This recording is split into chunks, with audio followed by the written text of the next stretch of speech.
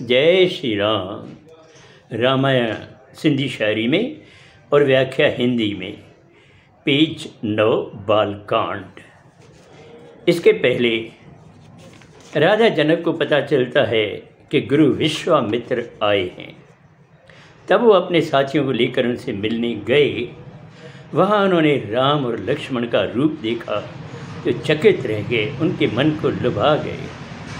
फिर उन्होंने विश्वामित्र से विनती की और सबको लेकर अपने नगर आए। अब इसके आगे, शहर घुमण शहजादा आया, खबर बुधी सब पे मुश्काया। सभई माण्हू ईअं डुकनि था, जण निर्धन धन लुटण भजन था। जब दोनों शहजादे राम और लक्ष्मण शहर घूमने निकले तो लोगों को पता चला और वो बड़े खुश हुए और सब लोग ऐसे दौड़ने लगे जैसे निर्धन लोग धन लूटने जा रहे हैं। पूरब पासे भाव भई व्या, धनुष यज्ञ जी जाय हली व्या। अंगण वडो हो खूब सजायो, हर शय खे हो खूब अडायो। घूमते घूमते दोनों भाई पूरब की तरफ गए और वहाँ पहुँच गए जहाँ धनुष यज्ञ होना था। एक बहुत बड़ा आंगन था जिसे तरह तरह की चीज़ों से सजाया गया था। उत बागीचो डिठन सुहानो, मुंद बहारी मन मस्तानो। वण टिण बूटा खूब वणन था, रंग बिरंगा सब तलगन था। वहाँ उन्होंने एक बगीचा देखा जो बहुत ही सुंदर था।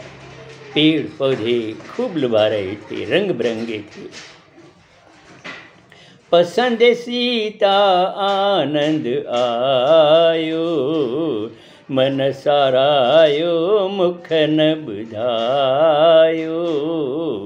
जणत ब्रह्म सब निज चतुराई, जग जिसामु प्रगट कराई। श्री राम ने सीता को देखा और उनके मुख को देखकर उसका मन उसकी सराह किए बिना नहीं रहा। ऐसा लग रहा था जैसे ब्रह्मा ने पूरी चतुराई और सभी गुण पूरे जग के सामने प्रगट किए हों। सीता सुहड सी करे, मन जी हालत जाने। लक्ष्मण सा आहे कई, शुभ मन सा वाखाण। सीता की सुंदरता देखकर वो अपनी मन की बात कहने के लिए लालायित थे। उन्होंने अपने मन की बात भाई लक्ष्मण से कही और शुभ मन से सब कुछ उनको बता दिया।